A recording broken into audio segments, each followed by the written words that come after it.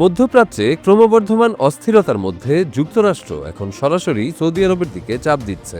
ইরানের ড্রোন ও ব্যালিস্টিক ক্ষেপণাস্ত্রের হামলা, হরমুজ প্রণালীতে অচল অবস্থা এবং রাশিয়া চীনের প্রযুক্তিগত সহায়তা যুদ্ধ পরিস্থিতি আরও উত্তপ্ত করে তুলেছে। এই চরম অবস্থা সৌদি আরব ও উপসাগরীয় দেশগুলোকে কূটনৈতিক ও সামরিক পদক্ষেপে খুবই সতর্ক করে তুলেছে।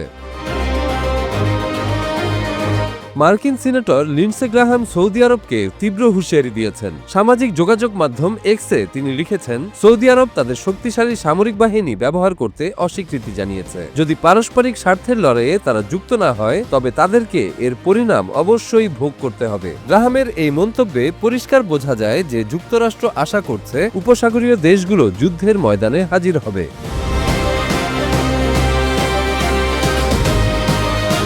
গত 1 মার্চ সৌদি আরবের মার্কিন ঘাঁটিতে ইরানি হামলায় এক সেনা সদস্য নিহত হওয়ার পর পরিস্থিতি আরও উত্তপ্ত হয়ে উঠেছে। সিনেটর গ্রাহাম আগে সৌদি যুবরাজ মোহাম্মদ বিন সালমানকে যুদ্ধের জন্য রাজি করানোর চেষ্টা করেছিলেন। তবে বিশ্লেষকরা মনে করছেন এই হুঁশিয়ারি আগুনে ঘি ঢালার মতো কাজ করেছে, কারণ উপসাগরীয় দেশগুলো ইতোমধ্যেই যুক্তরাষ্ট্রের পরিকল্পনা ও নিরাপত্তা বিষয়ক আচরণ নিয়ে সন্দেহ প্রকাশ করছে।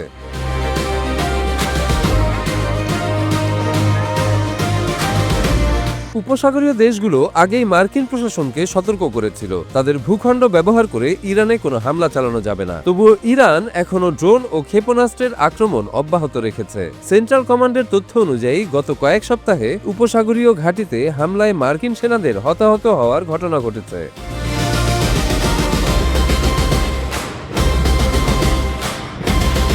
বিশেষজ্ঞরা মনে করছেন সৌদি আরব ও অন্যান্য উপসাগরীয় দেশগুলো এমন যুদ্ধে অংশ নিতে চায় না যেখানে ফলাফল অনিশ্চিত এবং জয় নিয়ে যথেষ্ট সন্দেহ রয়েছে। তবে মার্কিন সিনেটরদের চাপ ও কূটনৈতিক হুঁশিয়ারি এই অঞ্চলের নিরাপত্তা এবং জ্বালানি বাজারের ভবিষ্যতের উপর সরাসরি প্রভাব ফেলছে।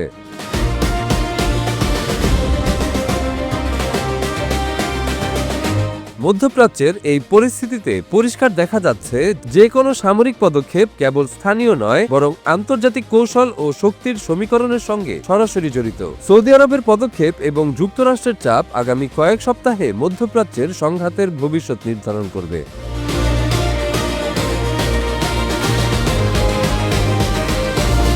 তবে চীন ও রাশিয়ার মতো মিত্রদের পাশে নিয়ে ইরান অত্যন্ত দৃঢ়ভাবে ইসরায়েল যুক্তরাষ্ট্রকে ঘায়েল করার মিশন চালিয়ে যাচ্ছে। নতুন সর্বোচ্চ নেতা মোজতবা খামেনিকে নিয়ে তারা যেভাবে আক্রমণাত্মক ভঙ্গিতে চলছে, তাতে মধ্যপ্রাচ্যের ভবিষ্যৎ যে কোন দিকে যাচ্ছে তা বলা খুবই কঠিন।